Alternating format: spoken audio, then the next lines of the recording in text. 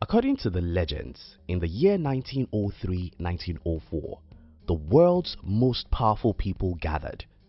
Though these people were rivals and business enemies, they have one thing that united them, and that's how to influence what children are taught in schools.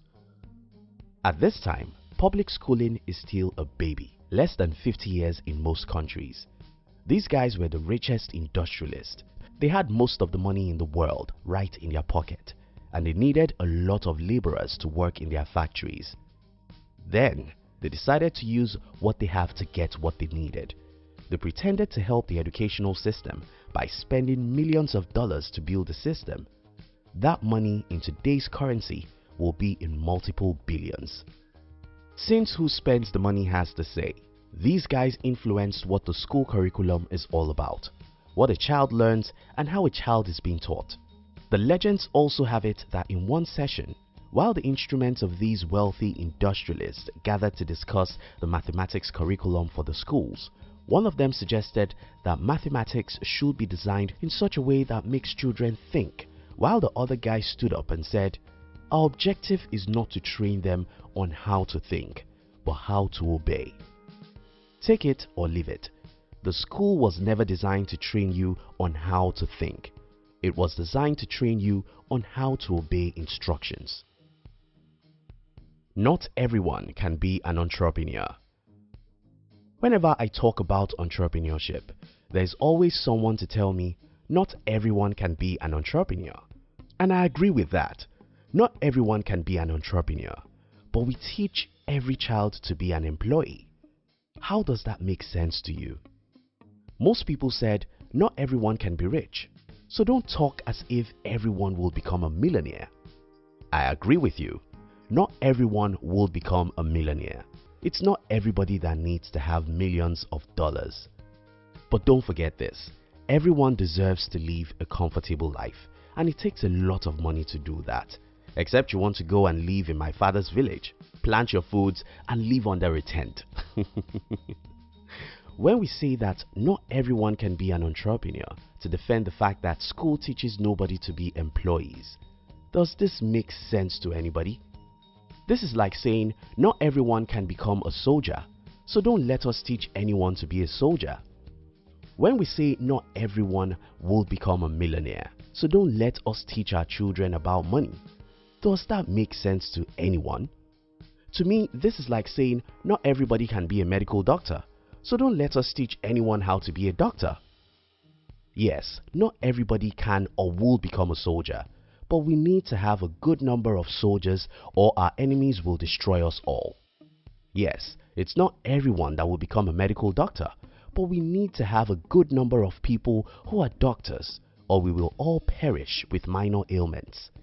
It's not everyone that will become an entrepreneur, but if we don't have enough people to build businesses, then we'll not have good jobs for those who need the jobs. School is not meant to teach you about money. I also heard another argument, and that is, don't complain that school doesn't teach your children about money, because school is not supposed to teach about money. People who hold this view believe that school is supposed to give knowledge about science, life, and jobs. That's not necessarily about money. The problem I have with people in this school of thought is that myself, like every adult who knows that money is the most important thing after oxygen. So, why should I know about science if that will make me money to live? Why should I know about trees or moon if I'll be broke? Why should I know about management or jobs for companies if I won't have money to sustain my life?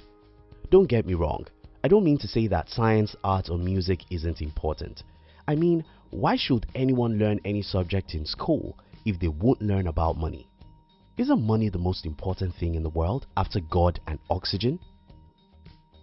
So, why do our dubious forefathers influence the school system to teach us how to become employees? The answer to that question is very simple. For certain people to have ungodly powers in any society, a considerable number of people in that society must be powerless. For us to have a peaceful society, for instance, we must teach people how to be obedient. For the industrialists of the 20th century, To have thousands of people they can use as laborers, there must be a system of indoctrination, and that's what I believe they achieved with the school system we have now. The school simply teaches you, hey, your life will be great if you can work for a great company. Why doesn't school teach the opposite of that?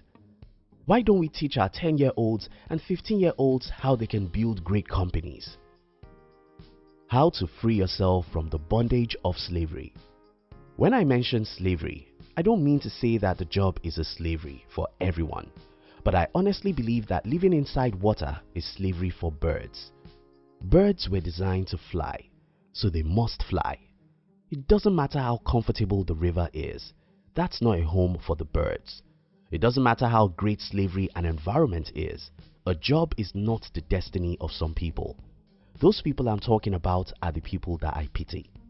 If you have the temperaments and values that match what it means to be an employee, then you've found your calling. If however you don't fit into the world of a job, you have to look for ways to get out. The reason why I make this video is to show you the genesis of our problems as a people. Naturally, children who have talent for entrepreneurship should have been discovered before they become adults. These children should have been encouraged and empowered to start business ventures, even as children. Why should anyone go and study law if his passion is to build a technology company? Why should I study science if my original passion is to build an e-commerce company? But since you've been deceived to go with the crowd all your life, now I want to call you back to where you belong. Water is a great place, but that's just for a fish. Birds are meant for the sky. A good job is a nice thing, but that's for people who were made for that world. If you were wired to be an entrepreneur and you are hired for a job, your life won't be straight or smooth because you'll be like a bird trying to live in the water. If you were wired to be an entrepreneur, you were designed for the street, for the war, and for the sky. Just as a bird will never be happy inside water, you can never be happy as an employee if something in you is designed for the world of entrepreneurship. So what should you do? First, know who you are and why you are unhappy as an employee. Second, know that you have the power to fly. You must know that you are where you are, not because you are dumb, but because you were deceived.